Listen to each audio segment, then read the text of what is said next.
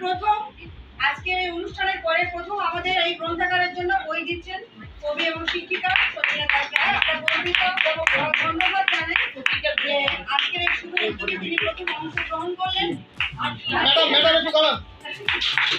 খুব আনন্দের কথা, অনেক অনেক ধন্যবাদ এবং অনেক ভালো লাগছে। শিক্ষা দিয়ে দিয়েছেন। আচ্ছা, শিক্ষা দিয়েও দিয়েছেন। এটি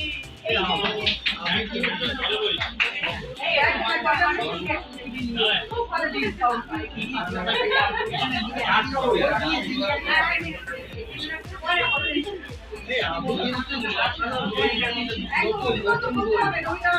আমি